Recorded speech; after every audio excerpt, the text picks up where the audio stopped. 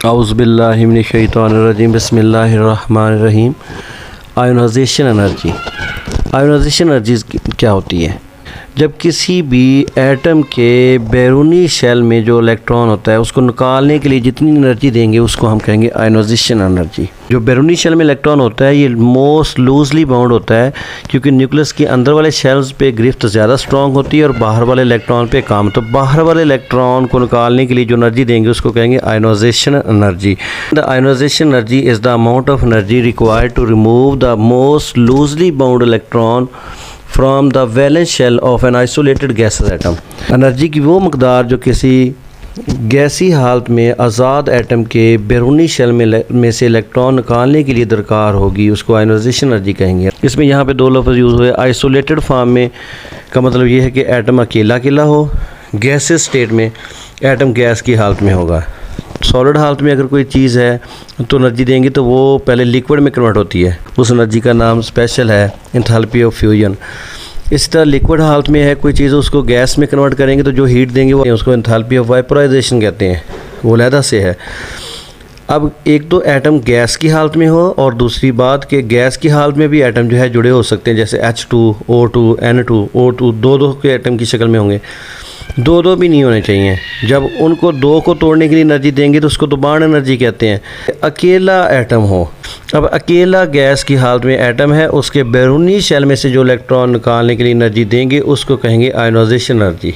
ये हमेशा जज़ब होती है क्योंकि इलेक्ट्रॉन पे नेगेटिव चार्ज होता है और न्यूक्लियस पे पॉजिटिव और नेगेटिव के दरमियान एक फ़ोर्स होती है जिसको कहते हैं इलेक्ट्रोस्टैटिक फोर्स ऑफ अट्रैक्शन। इस फोर्स को तोड़ने के लिए हमेशा एनर्जी देनी ही पड़ती है। जब भी केमिकल बॉन्ड तोड़ेंगे तो एनर्जी हमेशा जज़ब होगी और जब कोई भी केमिकल बॉन्ड बनाएंगे या कशिश की क़ुव्वत क्रिएट करेंगे तो एनर्जी जो है वो खारिज होगी। सिर्फ डिफ़ाइन लिखनी है, फिर उसके बाद एक एग्जांपल देनी है, फिर उसके बाद थोड़ी सी एक्सप्लेनेशन लिखने के बाद 2-3 लाइनें ट्रेंड इन ग्रुप और ट्रेंड इन पीरियड एक्सप्लेन करना है। That's all. डिफाइन होगी आपकी आयोनाइजेशन एनर्जी की। फिर आपने लिखनी है एग्जांपल। सोडियम इसमें से इलेक्ट्रॉन निकालेंगे, Na पॉजिटिव प्लस 1 इलेक्ट्रॉन बनाएंगे तो डेल्टा H जो हीट देंगे वो होगी 496 किलो जूल पर मोल। जब भी किसी एटम से इलेक्ट्रॉन निकालते हैं तो फिर पॉजिटिव आयंस बनते हैं, जैसे Na में से इलेक्ट्रॉन निकाला Na पॉजिटिव कैटाइन बनते हैं। और डेल्टा H का मतलब है एंथैल्पी ऑफ जो ionisation energy. Delta H E की शक्ल में भी लिख सकते हैं। ऐसी एनर्जी किसी प्रोसेस में जो कांस्टेंट प्रेशर पे जज़ब या खारिज हो उसको डेल्टा H से ज़ाहिर कर सकते हैं, एंथैल्पी कह सकते हैं। तो लिहाजा क्योंकि आमतौर पे प्रोसेस जो होते हैं वो खुली फ़ज़ा में होते हैं, प्रेशर कांस्टेंट होता है, इसलिए डेल्टा H हम लिख सकते हैं। जब किसी एटम में से इलेक्ट्रॉन निकालते हैं तो पॉजिटिव आयन बनता है। ये देखिए एटम है गैसेस हालत में, जब उसमें से इलेक्ट्रॉन निकाला तो इस पर पॉजिटिव चार्ज आ गया प्लस 1 इलेक्ट्रॉन। पहला इलेक्ट्रॉन निकालने के लिए थोड़ी एनर्जी देनी पड़ती है क्योंकि एटम न्यूट्रल होता है। दूसरा इलेक्ट्रॉन निकालने के लिए ज़्यादा एनर्जी देनी पड़ती है क्योंकि जो है वो इलेक्ट्रॉन कम रह जाते हैं और प्रोटॉन उतने ही रहते हैं। तो ज़्यादा प्रोटॉन कम इलेक्ट्रॉनों को कशिश करना शुरू कर देते हैं और ज़्यादा एनर्जी से इलेक्ट्रॉन निकलता है, उसको सेकंड आयोनाइजेशन एनर्जी कहते हैं। तीसरा इलेक्ट्रॉन निकालना तो और ज़्यादा एनर्जी देनी पड़ती है क्योंकि अब जो है वो न्यूक्लियस ने बाकी बचने वाले इलेक्ट्रॉनों को और ज़्यादा स्ट्रॉन्गली अट्रैक्ट कर लिया है। आयोनाइजेशन एनर्जी हो चाहे इलेक्ट्रॉन एफिनिटी हो चाहे जो है वो इलेक्ट्रोनेगेटिविटी हो, एटम के साइज़ की बुनियाद पे ही आपने एक्सप्लेन करना है पेपर में, और ये सारे डिपेंड ही एटॉमिक साइज़ पे करते हैं। एटम का साइज़ क्योंकि ग्रुप में ऊपर से नीचे इंक्रीज़ होता है, तो जितना एटम का साइज़ छोटा होता है उतना ही इलेक्ट्रॉन निकालना उसमें से मुश्किल होता है। जितना एटम बड़ा होता है उतना ही न्यूक्लियस की बैरूनी शेल में इलेक्ट्रॉन के लिए कशिश कम हो जाती है ज़्यादा शेल्स की वजह से, और इलेक्ट्रॉन निकालना आसान हो जाता है। ग्रुप में ऊपर से नीचे की तरफ एटम का साइज़ बढ़ने की वजह से आयोनाइजेशन एनर्जी कम होती है। छोटे एटम से इलेक्ट्रॉन निकालना मुश्किल होता है, बड़े एटम से इलेक्ट्रॉन निकालना आसान।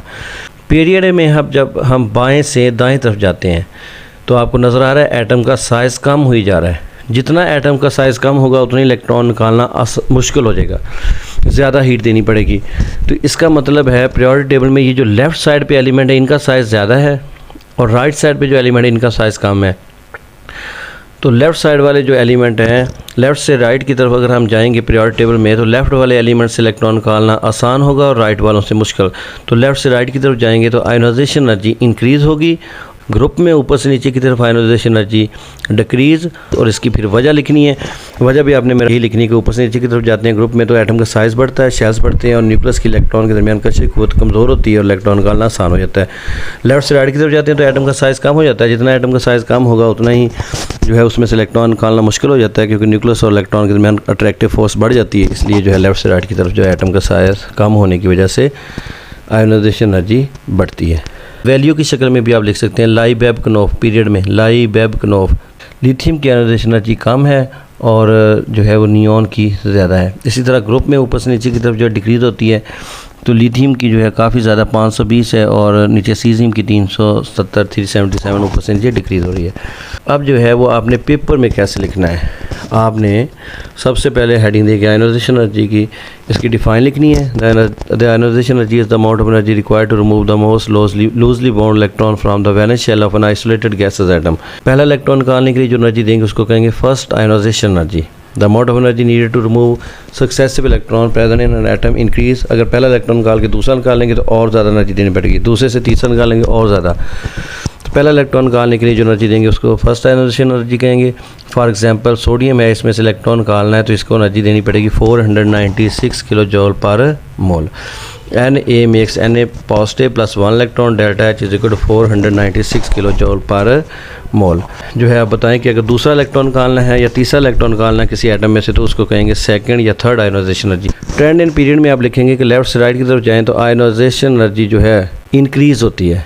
वजह फिर लिखनी है कि it is because the size of the atom reduce and valence electrons are held strongly by the electrostatic force of attraction। वजह यह है कि लेफ्ट से राइट की तरफ जब जाते हैं तो एटम का साइज़ कम होता है, इलेक्ट्रॉन और न्यूक्लियस के दरमियान कश की क़ुव्वत स्ट्रॉन्ग हो जाती है। Therefore elements on the left side of the periodic table have low ionization energies as compared to those on the right side of the periodic table। Left side वालों की आयोनाइजेशन एनर्जी कम होती है atoms की और right side वालों की ज़्यादा।